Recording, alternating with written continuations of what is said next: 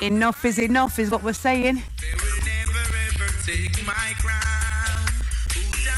But I think you'll find if you were speaking to your fathers and, you know, some of the elders, they'll tell you in the 60s and the 50s they had the same problems.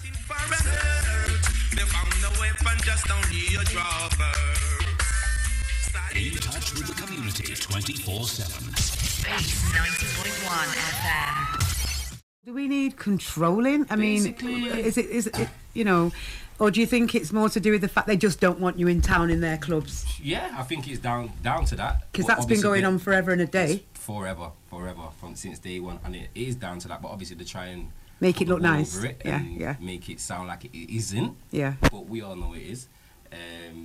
And it's just basically just had enough. You had enough. You tried to make your money in town the legal way, and still don't want you in town.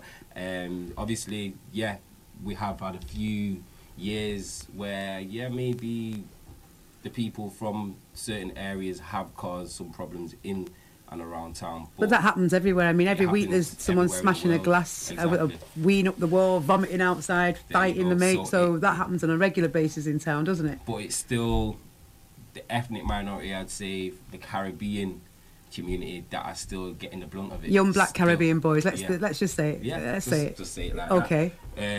Which I don't know. Some people are happy with to just let it ride and let it go over, but I've had enough of it. I've lost a lot of money basically putting on events, and the police just giving us no reason why they're stopping the event.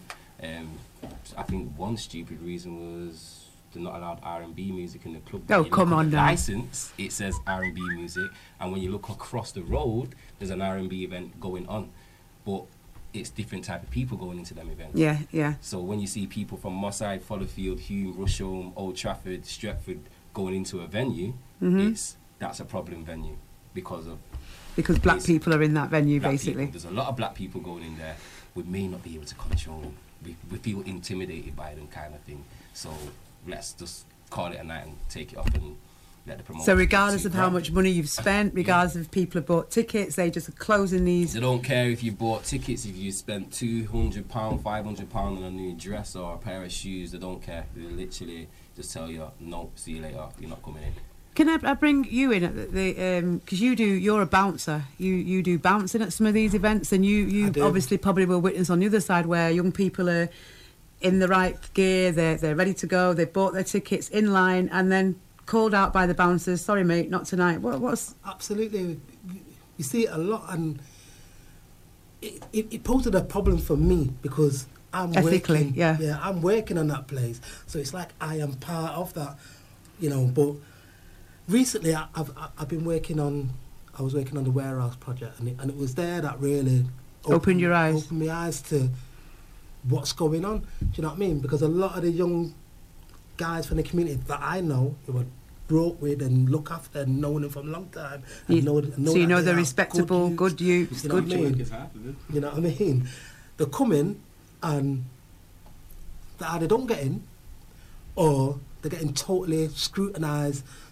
Even in some cases, police are PNCing them, you know, while they're in the queue, and I'm thinking, why is that? Does that happen to the I mean, let's try and get a balance here. Is that happening to the white people in the queue, or is it just happening to the young black Caribbean boys? Black Caribbean. Remember the word Caribbean as well. I'm not being funny, but it's like the black African, Afro-Caribbean, African community don't get it as bad as the young black Caribbean people do. Okay. They really don't get it. And again, I've got a friend, Pete. He's a white guy, skinhead. Goes gym, moves with a few black guys. He has trouble a lot of the time getting in.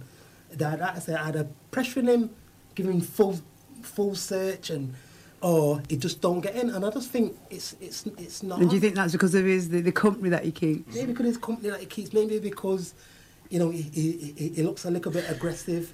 Maybe this is why we've got this problem with bleaching. I don't know. Everyone's trying to let's make sure I get in the club. Do you know what I mean? Get some. We're trying to basically make us water ourselves. Yeah, absolutely.